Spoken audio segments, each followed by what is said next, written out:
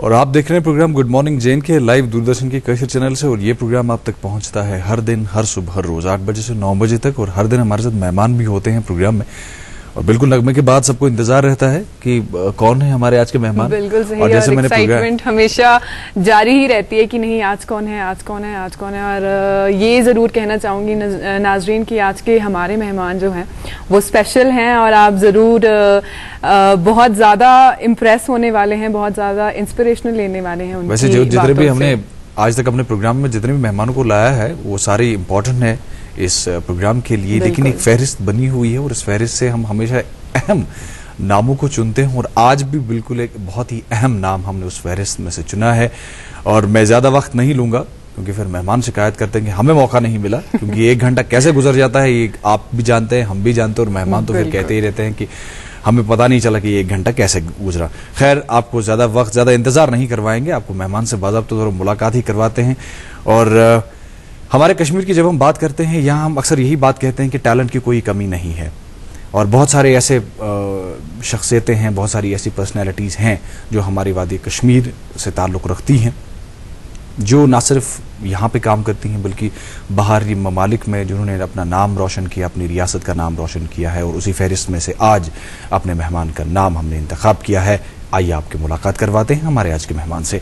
ये हैं हमारी आज के मेहमान, ये हैं नाइला अली खान जी, जो कि फैकल्टी मेंबर हैं एट यूनिवर्सिटी ऑफ ओक्लाहोमा। आप एक राइटर भी हैं, बिलवास्ता कहिए या बिलावास्ता कहिए, आपके सियासत के साथ भी थोड़ा बहुत जोड़ है कहीं ना कहीं। उसके बारे में भी सारी जानकारी, मैं ज़्यादा कुछ कहूँगा नहीं क्योंकि एक बहुत बड़ा प्रोफाइल है। मैंने एक हल्का सा उस समंदर में से एक कतरा मैंने उठा लिया और ज़्यादा बातें मैं नहीं करूँगा, उनसे ही जानने की कोशिश करेंगे। सबसे पहले बहुत बहुत शुक्रिया आपका प्रोग्राम में शामिल होने के लिए और we welcome you to the show. Thank you very much, I am very happy to be here. और आप दोनों से मिलकर बहुत खुशी हुई। बहुत बहुत शुक्रिया। हमें ज्यादा खुशी हुई, हमें ज्यादा खुशी हुई। और बाज़ाब्ता तौर पर हम प्रोग्राम का आगाज जैसे जिंदगी के उस पड़ाव से करते हैं जब नाइला जी छोटी थी जी।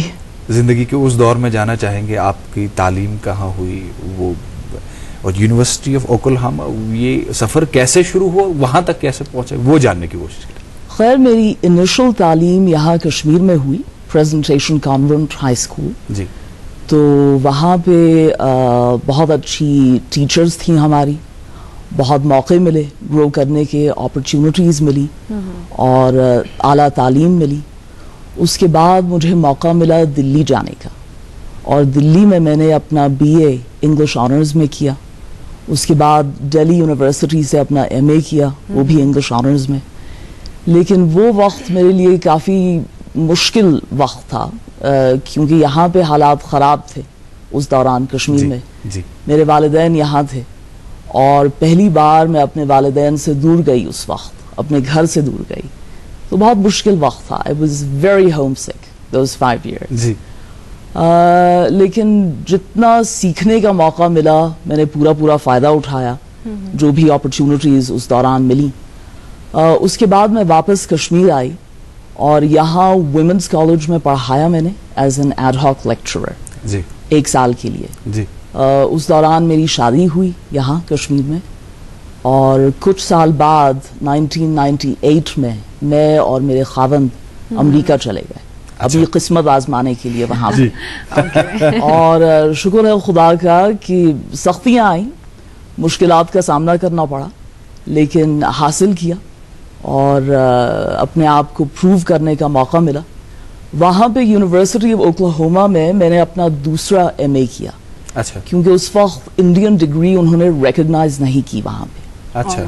तो PhD करने से पहले मुझे एक और MA करना पड़ा और वो within a year and a half मैंने कंप्लीट किया।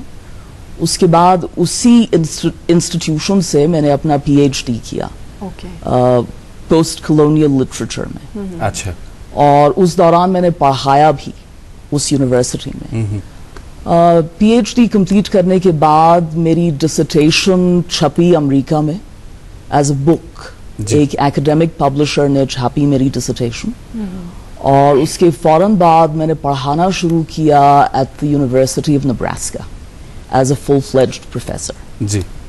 तो ये सफ़र बहुत दिलचस्प रहा है, बहुत रिच रहा है। जैसा कि मैंने कहा, सख्तियाँ आई मुश्किलात का सामना करना पड़ा, लेकिन बहुत सीखने का मौका मिला, शुक्र है खुदा का। और राहें कितनी भी मुश्किलें हों, अगर मंजिल इरादा अगर बुलंद हो, बिल्कुल, और राहें कितनी फिर मुश्किल हो, मंजिल पे अगर आपकी निगाह है, बिल्कुल, तो फिर शायद वो रास्ते मुश्किल नहीं नजर आते। बिल्कुल, और आपने वो शायद साबित कर भी दिया। इस बारे में और भी हम मजीद बात करेंगे कि ये सफ़र आपने कहा कि दिलचस्प रहा, और हमारे नाज़रीन इस शौक में ज़रूर होंगे कि कैसे ये दिलचस्प रहा, क्यों दिलचस्प रहा। और जो मैंने आपसे बात उनके जहन में भी डाल दी कि बिलवास्ता या बिलावास्ता कहिए, आपका सियासत का भी थोड़ा सा आपके साथ वालदा की तरफ से। जी हाँ, वो भी हम नहीं, लेट बी अ सरप्राइज। अभी सरप्राइज जी, अभी हम सरप्राइज ही रहने देते हैं। और जैसे हमारे नाज़रीन को तो पता ही, आपको बताएंगे कि जैसे प्रोग्राम के आगाज में ही मैंने कहा कि छोटे छोटे पैकेजेस होते हैं हमारे प्रोग्राम में, इंफॉर्मेशन पैकेजेस, वो भी हमें अपने नाज़रीन तक पहुंचाने होते हैं। लेकिन इससे पहले कि आपको एक फिल्म पैकेज दिखाएं, सेहत और सफाई के हवाले से एक पैगाम है, आप भी देखिए, हम भी देखते हैं। आप देख रहे हैं program good morning JNK live Doordarshan की कैशर चैनल से, और मेहमान से बाज़ाब्ता तौर पर आपकी मुलाकात हमने करवाई, और यकीन मानिए आज एक बहुत ही दिलचस्प मुलाकात होने जा रही है हमारे मेहमान के साथ। आज हमने बुलाया है, आज हमने मुंतखब किया, और आज हमने मदऊ किया है अपने स्टूडियो नायला अली खान जी को, जो कि फैकल्टी मेंबर हैं एट यूनिवर्सिटी ऑफ ओक्लाहोमा, और राइटर हैं, बहुत सारी चीज़ें हैं ज़िंदगी के हर एक जाविये से देखना मुश्किल है, लेकिन उनसे ही जानने की कोशिश करेंगे कि ये कैसे इंस्पिरेशन है। हमने इस प्रोग्राम में वक्तन फ़क्तन आपसे यही कहते हैं कि जो भी हमारे यहाँ मेहमान आते हैं उनसे हमें सीखने को थोड़ा सा तो कुछ मिलता है, और जिन्होंने ना सिर्फ यहाँ बल्कि मुल्क से बाहर बैनुल-अक़वामी सतह पर अपना नाम रोशन किया, अपने रियासत का नाम रोशन किया है। ज़िंदगी के उस सफ़र से हमने शुरुआत की थी, दिलचस्प सफ़र की शुरुआत की थी। हमारे यहाँ एक काफ़ी अरसे से एक ट्रेंड चली आ रही, जो हम अक्सर अपने मेहमानों से कहते रहते हैं कि खासकर जब लड़कियों की बात आती है, ख़वातीन की जब बात आती है, जैसे आपने एक अहम बात कही कि यू आर वेरी होम सिक। कश्मीर के साथ यही बात अक्सर जुड़ी जाती है, कश्मीरी बहुत होम सिक हैं, यहाँ से बाहर जाएंगे नहीं, जो भी चाहते हैं यही चाहते हैं।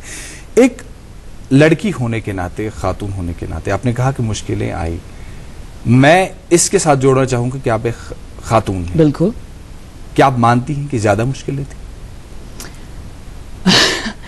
मेरे ख्याल से मुश्किलें इसलिए पेश आईं क्योंकि कश्मीर में, जैसा कि बहुत सारे लोगों के साथ होता है, हम वालिदैन हमें बहुत शेल्टर्ड रखते हैं जी, बहुत प्रोटेक्ट करने की कोशिश करते हैं जी, और हर वक्त हमारी पैम्परिंग होती है। पैम्परिंग इस हद तक होती है कि वालिदैन सोचते हैं बच्चा खुद कुछ न कर पाए, हम हर चीज़ सामने हाजिर करके दें। लेकिन बाद में जब जिंदगी में मुश्किलात का सामना करना पड़ता है तो हम ये रियलाइज करते हैं कि शायद वालिदैन ने कहीं ना कहीं गलती की हो, हमें इतना प्रोटेक्ट करके, इतना शेल्टर करके। और कश्मीर में आपने सही कहा कि 89 से पहले बहुत कम लोग सोचते थे बाहर जाने का जी। खास तौर से लड़कियों के वालिदैन तो ये सोच भी नहीं सकते थे ख्वाब ख्याल में कि लड़की को हम बाहर भेजेंगे पढ़ने जी। तो वो बहुत इम्पोर्टेंट, बहुत अहम और मुश्किल फैसला था मेरे वालिदैन के लिए, मुझे दिल्ली भेजना उस वक्त। तो वो आप सही कह रहे हैं, क्योंकि मैं यहाँ पे इतनी शेल्टर्ड रही थी और ऑल ऑफ अ सडन दुनिया का सामना करना पड़ा, खुद हर चीज़ फेस करनी पड़ी, सपोर्ट के बगैर, पैम्परिंग के बगैर। तो जाहिर सी बात है, जो अभी हमारे प्रोग्राम को देख रहे हैं ऐसे वालिदैन जो अभी सोच रहे हैं कि क्या हम अपने बच्चों को ये आज़ादी दें कि उनको बाहर भेजें, ना भेजें, शायद बाहर की दुनिया उनके लिए सही नहीं है, या कुछ ऐसे हैं कि जो ये समझते हैं कि बाहर की दुनिया बहुत खूबसूरत है उनके लिए, आपका क्या मानना है? मेरा ये मानना है कि बच्चे को बाहर भेजने से उसे एक्सपोजर बहुत मिलता है जी, उसे मौके बहुत मिलते हैं जो शायद कश्मीर में अभी ना मिले। यहाँ पे जैसा कि आपने प्रोग्राम के आगाज में कहा, बहुत सारे टैलेंटेड लोग हैं, बहुत सारे ज़हीन लोग हैं, लेकिन उन लोगों में और जो लोग बाहर जाते हैं, जिन्हें मौका मिलता है बाहर जाने का, ये फ़र्क है कि बाहर जाने वालों को मौके ज़्यादा मिलते हैं, बिल्कुल अपॉर्चुनिटीज ज़्यादा मिलती हैं, तो जहानत की यहाँ कोई कमी नहीं है जी। तो वो एक्सपोजर बहुत अच्छा रहता है, और वालिदैन मेरे ख्याल से ये कोशिश करते हैं कि अपने बच्चों में सही वैल्यूज इंस्टिल करें at an early age, at a young age. तो एक बार वो वैल्यूज बच्चे में इंस्टिल हो जाएं, फिर वो अपना ख्याल रखने के काबिल खुद ब खुद बन जाता है, सही और गलत में फर्क कर सकता है। बहुत खूब जी। और मैं एक बिल्कुल रिलेटेड क्वेश्चन पूछना चाहूँगी, क्योंकि in conversation with relation to हम कंजर्वेटिव सोसाइटी ऑफ कश्मीर को देख रहे हैं। आप 89 की बात कर रहे हैं, लेकिन आई वुड से 2014 है, लेकिन आज भी ये कंजर्वेटिवनेस कहीं ना कहीं है, बहुत ज़्यादा प्रिविलेंट है अगर हम कश्मीर की बात करें, क्योंकि लड़कियों को आज भी बहुत, आई वुड से 80-90% लोग यही सोचते हैं, वो एक बार को सोचने लग जाते हैं कि भेजें या ना भेजें। तो उसके बारे में क्या कहना चाहेंगे आप? उसके बारे में मैं क्या कहना चाहूँगी, पहले तो मैं ये कहना चाहूँगी कि मेरी एक बच्ची है, वो 10 साल की है, और मैं अब रियलाइज करती हूँ, मुझे पहले शिकायत रहा करती थी कि मेरी वालदा बहुत ज्यादा प्रोटेक्ट करती हैं मुझे, लेकिन अब मैं बिल्कुल वही प्रोटेक्शन अपनी 10 साल की बेटी को दे रही हूँ इस वक्त। और वो रिजेंट करती है इस बात को कभी कभी कि मैं हर वक्त उसके साथ रहती हूँ, उसे अपने पास रखना चाहती हूँ, ये नहीं चाहती कि वो मेरे से दूर जाए कभी। लेकिन मेरे ख्याल से देखिए, everyone faces difficulties in life. Definitely. किसी की लाइफ एब्सोल्युटली स्मूथ नहीं होती, और कभी ना कभी किसी ना किसी वक्त हमें मुश्किलात का सामना तो करना ही है। अगर वालिदैन की you know if in their life time जब पेरेंट्स का सपोर्ट हो, जब वो हमारे पास हो, हमारे करीब हों, हम उन मुश्किलात का सामना करें, तो एटलीस्ट वी नो कि हमारा ख्याल रखने वाला कोई है। We have a support. We have a support system. और कश्मीर में हमारा मॉरल सपोर्ट बहुत है, सिर्फ वालिदैन की तरफ से नहीं बल्कि खानदान, पूरा खानदान मॉरल सपोर्ट देने को तैयार होता है। सही। सो मेरे ख्याल से वालिदैन को उस चीज का फायदा उठाना चाहिए कि उनकी जिंदगियों में बच्चों को कुछ हासिल करने का मौका मिले, बाहर की दुनिया देखने का मौका मिले। तो मैम वैसे तो लड़कियों को बहुत ऊंचा मकाम दिया गया है, आई वुड से एक कहा भी गया है कि एक हर एक कुंबे की, हर एक खानदान की जो लड़की जो है एक उम्मीद होती है, और जहां उम्मीद होती है वहां जीत होती है। लड़कियों को हम ये कहेंगे कि वल्नरेबल होती हैं, इसलिए parent they resist, they don't send them outside. तो नाइला मैम को देख के ये कहना गलत नहीं होगा कि आप अपनी लड़कियों को मौका देख के तो देखिए, वो अपना आप खुद प्रूव आपको करके दिखाएंगी, और डेफिनेटली आपकी जो सोच है वो बदल जाएगी। और नाज़रीन, ये आप देख सकते हैं, मेजॉरिटी हमेशा होती है और आज मेजॉरिटी है, और इसलिए खवातीन की ज्यादा बात हो रही है। मुझे कुछ ज्यादा मौका नहीं दिया जा रहा है, सिर्फ लड़कियां ही नहीं बल्कि लड़कों को, मैं अब लड़कों की तरफ से बोलने वाला हूं। जी बिल्कुल। हमारे रियासत की जब बात करते हैं, हमारे कश्मीर की जब हम बात करते हैं, चाहे लड़का हो या लड़की, जब टैलेंट की बात हो, हमने अक्सर यही बात कही है प्रोग्राम में, और अक्सर हमने ये साबित भी की है हमारे कश्मीरियों ने कि we have a very fertile mind. बस एक अपॉर्चुनिटी का मौका हमें मिले, बस एक एक्सपोजर, एक प्लेटफॉर्म हमें दिया जाए, हम किसी से कम नहीं है। और वो हमेशा हमारे यहाँ के लोग जहां भी जाएं, चाहे रियासी सतह पर, चाहे मुल्की सतह पर या बैनुल अक़वामी सतह पर अगर कहिए, और एग्जाम्पल आपके बिल्कुल सामने है, हमने हमेशा अपने आप को प्रूव किया है। नाइला जी को कभी ये नहीं कहा गया कि आपको डॉक्टर बनना है? सरप्राइजिंगली ये प्रेशर मुझ पे कभी नहीं डाला गया, हालांकि मेरे वालिद डॉक्टर हैं, और मेरे ख्याल से यही वजह है कि मुझ पे ये प्रेशर कभी नहीं डाला गया। अच्छा। क्योंकि मेरे वालिद का ये ख्याल था कि डॉक्टर्स फैमिली लाइफ बहुत मुश्किल से चला पाते हैं। मेरे वालिदैन का हमेशा ये कहना था कि बैलेंस मेंटेन करने की कोशिश करो जी, करियर और फैमिली लाइफ दोनों को स्मूथली और जितनी खूबी से चला सको चलाओ। तो उनका ये कहना था कि डॉक्टर्स का वक्त अपना नहीं होता।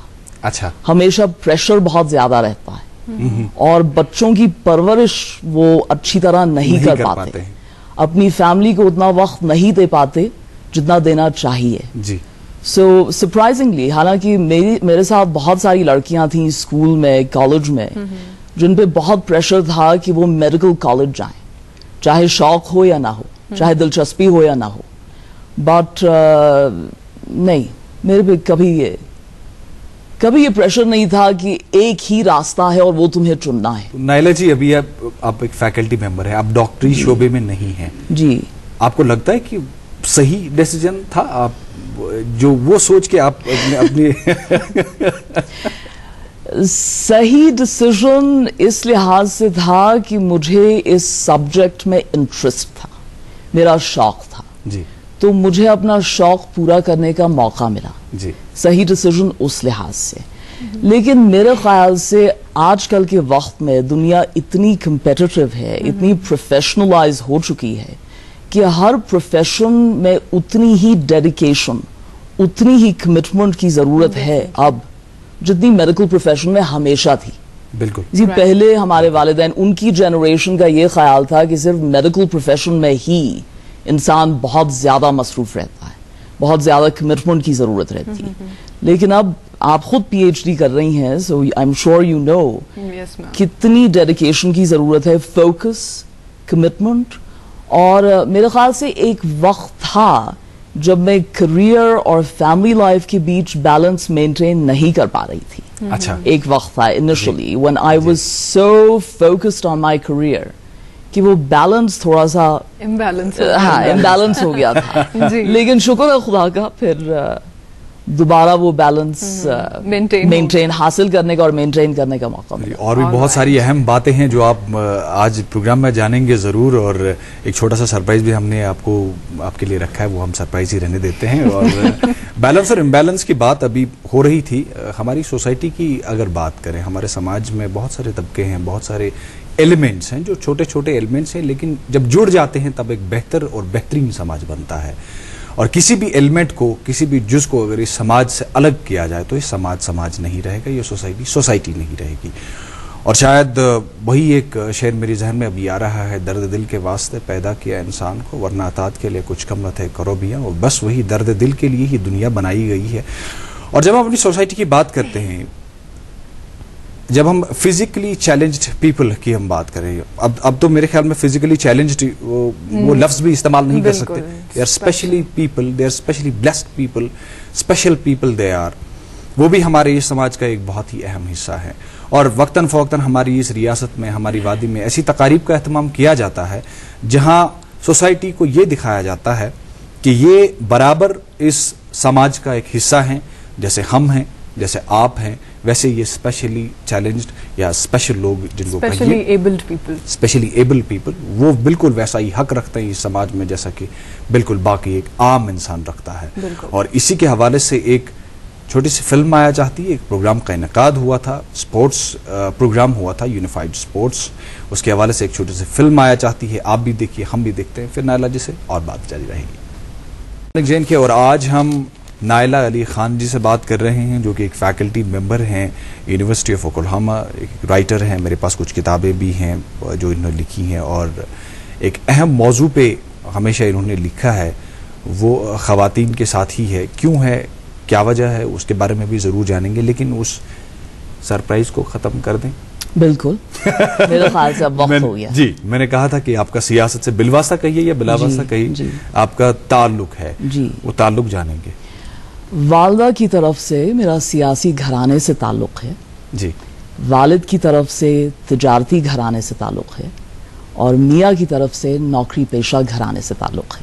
वाह। अब आपको सियासी ताल्लुक़ में ज़्यादा दिलचस्पी है तो मेरे नाना शेख मोहम्मद अब्दुल्ला साहब जी 1948 से 1953 तक प्राइम मिनिस्टर थे इस रियासत के, जम्मू कश्मीर के। उससे पहले उन्होंने बहुत जद्दोजहद की, स्ट्रगल किया जी। पहले मुस्लिम कॉन्फ्रेंस का हिस्सा थे, उसके बाद नेशनल कॉन्फ्रेंस का हिस्सा बने। महाराजे की हुकूमत के खिलाफ बहुत जद्दोजहद की उन्होंने अपने साथियों के साथ। सब जानते हैं क्योंकि तारीख जो है वो बजाते खुद वाकया बनती है, बिल्कुल उसे ईजाद नहीं किया जाता। बिल्कुल। और इस चीज के साथ मेरा एक सवाल जुड़ा हुआ है कि आप चूंकि जो कोई कहता है कि मैं एक बिजनेस फैमिली से ताल्लुक रखता था, तो मुझे एक शौक पड़ गया कि मैं बिजनेस कर लूं जी। आपका ताल्लुक एक सियासी खानदान से रहा है, आपको कभी शौक नहीं हुआ सियासत करने का? सियासत करने का शौक, खैर सियासत में दिलचस्पी बहुत है जी। और इसलिए मेरे ख्याल से इसलिए मैं मुसन्निफा बनी और इसलिए तारीख की तालिबा हूँ, क्योंकि सियासत में शौक है जी। और मेरी राइटिंग्स पॉलिटिकल हिस्ट्री, जो कश्मीर की सियासी तारीख है जी, और समाजी तारीख जी, उसके साथ डील करती हैं जी। अभी एक्टिव पॉलिटिक्स, इलेक्टोरल पॉलिटिक्स में जाने का मुझे शौक नहीं है। अच्छा, फिलहाल मेरे ख्याल से एनालिसिस की हद तक ही रखेंगे लेकिन शायद आगे जाके मौका आए। चलिए ठीक है, जब चलिए, वक्त तो ये आएगा कहेंगे वक्त कि- आएगा। खुद ही बताएगा। बिल्कुल बिल्कुल। तो मतलब आप जाना चाहती हैं, doors are always open for you there. Doors are always open, you can't write anything off, हर चीज खुदा के हाथ में है। बिल्कुल। और कुछ चंद किताबें भी मेरे सामने हैं, और एक दो की तो यहाँ से मैं देख सकता हूँ। जी हाँ, जी हाँ। This is a book, the fiction of nationality in an era of transnationalism. जी जी। और एक दो किताबें और हैं, Islam, women and violence in. जी जी। और कोई खास टॉपिक, कोई खास मौजू जिस पे आप ज्यादा लिखती हैं? जैसा कि मैंने कहा, मैंने अपना पीएचडी पोस्ट कॉलोनियल लिटरेचर में किया जी, लेकिन आजकल जैसे हम पढ़ाते हैं या जैसे हमें सब्जेक्ट्स पढ़ाए जाते हैं, हर डिसिप्लिन को इन्वॉल्व किया जाता है। बिल्कुल। तो अंग्रेजी अगर हम पढ़ाएं या पढ़ें, उसमें हिस्टोरिकल एस्पेक्ट है, पॉलिटिकल एस्पेक्ट है, वुमेन्स इश्यूज हैं। तो मेरी तालीम अमेरिका में ख़ास तौर से क्रॉस डिसिप्लिनरी रही है जी, और मेरे पढ़ाने का तरीका भी क्रॉस डिसिप्लिनरी है। सो तारीख, सियासत, समाज, लिटरेचर वगैरह। तो this book was my PhD dissertation. ये मैंने 2004 में कंप्लीट की और 2005 में ये छपी in the form of a book America में। इसका मौजू भी तारीख है जी, बर सगीर की तारीख, साउथ एशिया। और जो मैंने अभी आपसे कहा कि तारीख खुद वाकया बनती है, उसे ईजाद नहीं किया जाता। We have examples like of Hitler and Mussolini, जिन्होंने पूरी फौजी ताकत लगा के तारीख को ईजाद करने की कोशिश की। बिल्कुल बिल्कुल। लेकिन जो उनका हशर हुआ, खुदा नजात दे कौमों को, मुल्कों को उस किस्म के हशर से। और ये एक किताब है जो स्क्रीन पे अभी है, Islam, women and violence in Kashmir. जी, इसका मौजू कश्मीर है जी। कश्मीर की सियासी तारीख, कश्मीर की समाजी तारीख। जी, तो शुरुआत मैंने की है 1931 से, formation of the Muslim conference, और उसके बाद जो कन्वर्जन हुआ मुस्लिम कॉन्फ्रेंस का इनटू द नेशनल कॉन्फ्रेंस। बाद में क्विट कश्मीर मूवमेंट जो महाराजे की हुकूमत के खिलाफ थी 1946, और फिर कंटेम्प्रेरी हालात, कंटेम्प्रेरी सियासत कश्मीर की। और इसमें एक चैप्टर है जो खास तौर से औरतों पे है। अच्छा, खास तौर से कश्मीरी औरतों पे। तो जो तारीखाना एक्टिविज्म कश्मीरी औरतों का रहा है, जो तारीखाना इन्वॉल्वमेंट औरतों की सियासत में रही है, मौजू वो है उस चैप्टर का जी। और पीएचडी कंप्लीट करने के बाद जब मैंने पढ़ाना शुरू किया as a full fledged professor ji, उस वक्त मुझे मौका मिला to focus on subjects of my interest, okay, क्योंकि वो वक्त था when I became completely autonomous. So I didn't have to worry about pleasing my professors, you see, or pleasing my superiors. Right. And I can understand it very well, ma'am. So 2005 के बाद मेरा focus Kashmir रहा because I have always been very passionate about this subject. जी, मेरी हमेशा दिलचस्पी रही है कि मैं यहाँ की तारीख को जानने की कोशिश करूं और पढ़ने की कोशिश करूं एज अ स्टूडेंट। Okay. क्योंकि हमारा, मेरे ख्याल से सबकी एक्सपीरियंस है, हमारी ब्रेन वॉशिंग होती है बिल्कुल। जिस किस्म के माहौल में हम पलते हैं, जिस हमारे खानदानों की आइडियोलॉजी होती है, उस आइडियोलॉजी का बहुत असर होता है हमारी सोच पे, हमारे ख्यालात पे। तो इसलिए मेरी दिलचस्पी थी कि मैं अपनी इंडिपेंडेंट सोच कायम करूं, अपनी इंडिपेंडेंट सोच डेवलप करूं। और वो डेवलप करने का मौका मुझे अमेरिका में मिला because I got access to a lot of documents, to a lot of books, fortunately in that country. शायद जो एक्सेस मुझे यहाँ नहीं मिलता या बहुत मुश्किल से मिलता। जी। तो और एक और किताब है मेरे पास, मैं अगर इस पे फोकस, ये इसी किताब का तर्जुमा, उर्दू तर्जुमा है। जी। जी। तो ये किताब पहले, जो किताब आपने इससे पहले दिखाई, Islam, women and violence in Kashmir, जी, ये हिंदुस्तान में छपी 2009 में जी, उसके बाद अमेरिका में छपी 2010 में। Okay. But a lot of people here in Kashmir told me that readership अभी भी कश्मीर में उर्दू की ज्यादा है बिल्कुल बनिस्बत अंग्रेजी। बिल्कुल बिल्कुल। तो इसलिए मैंने इस किताब का तर्जुमा करवाया अपने एक खैरख्वाह से, और बहुत पढ़े लिखे स्कॉलरली शख्स हैं वो हमारे, अली असरार साहब। तो मुझे उम्मीद है कि लोग उर्दू किताब पढ़ेंगे, खरीदेंगे, पढ़ेंगे दिलचस्पी से। इस किताब के बारे में कुछ बताइए। ये किताब मेरे ख्याल से 2012 में छपी, द पार्चमेंट ऑफ कश्मीर। जी। अमेरिका में मैंने देखा कि बहुत सारे लोग कश्मीर में दिलचस्पी ले रहे थे, बाहर के स्कॉलर्स, वेस्टर्न स्कॉलर्स, अमेरिका के, बरतानिया के, और यहाँ की जो सियासत है, यहाँ पे जो इंसानी वायलेशंस हुई इन 20 सालों में, उनके बारे में बहुत लिखा गया था। उस वक्त मुझे ख्याल आया कि हमारे इतने ज़हीन स्कॉलर्स हैं कश्मीर में, इतने ज़हीन पढ़ाने वाले हैं, टैलेंटेड लोग हैं, जिनका काम वेस्टर्न कंट्रीज में नहीं पहुंचता, जी। और ये लोग ग्राउंड रियलिटी से बहुत वाकिफ हैं, वेस्टर्न स्कॉलर्स से कहीं ज्यादा ग्राउंड रियलिटी से वाकिफ हैं, जी। क्योंकि यहाँ की सियासत का असर हर जिंदगी पे पड़ा है, मामूली जिंदगियों पे पड़ा है। बिल्कुल। तो मैंने यहाँ के तालिबे इल्म से, प्रोफेसर्स वगैरह से, एकेडमिक्स से राब्ता कायम किया। 9 professors, 1 from the university of Kashmir, no, 1 from the University of Jammu, I'm sorry, and 8 from the University of Kashmir. जी. And I requested them to write on different aspects of the Kashmir issue. Okay. So किसी ने सियासत पे ऐसे लिखा है, किसी ने तारीख पे ऐसे लिखा है, किसी ने सोशियोलॉजिकल डायमेंशन पे लिखा है, किसी ने कल्चर और लिटरेचर पे लिखा है, हमारी पोएट्री पे लिखा है।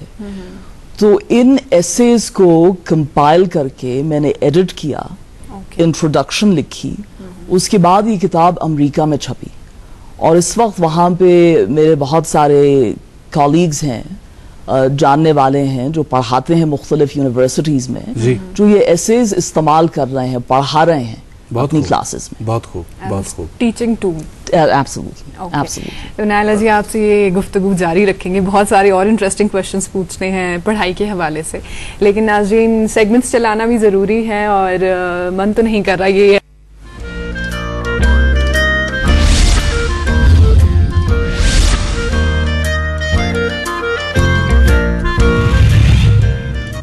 और आप देख रहे हैं program good morning J&K live Doordarshan की कशी चैनल से। आज एक दिलचस्प मुलाकात हो रही है नायला अली खान जी से, जो कि एक फैकल्टी मेंबर हैं यूनिवर्सिटी ऑफ ओक्लाहोमा, एक राइटर हैं, और बहुत सारी चीज़ें हैं जो उनकी ज़िंदगी के बारे में हमने अभी जाननी है। और नायला जी, देखिए हमारे प्रोग्राम की क्या खसूसियत है, बैठे बिठाए आपको पहलगाम की सैर करवा के लाया। बिल्कुल, बहुत बहुत शुक्रिया।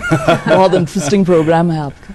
बहुत बहुत शुक्रिया, बहुत बहुत शुक्रिया। और एक कॉम्प्लीमेंट जरूर देना चाहूँगा मैं आपको, You have a very beautiful voice. Thank you. बहुत बहुत शुक्रिया। जैसे मैं अगर आंखें इंसान अगर 2 मिनट के लिए बंद कर दे तो लग रहा है कि आप रेडियो सुन रहे हैं, कोई ब्रॉडकास्टर है जो That's very kind. That's very kind. और आपकी माशाल्लाह उर्दू बहुत अच्छी है। आप शुक्रिया। अंग्रेजी के बारे में तो बात करनी ही नहीं है, क्योंकि आप उस जगह में पली बड़ी हैं, आप वहाँ पे एज फैकल्टी मेंबर काम कर रही हैं, जो जिसकी हम कोशिश करते हैं कि हम इनकी नकल उतारें। खैर वो तो आपके एक्सेंट से लग ही रहा है। कश्मीरी में अगर हम 1-2 बातें करें। जरूर।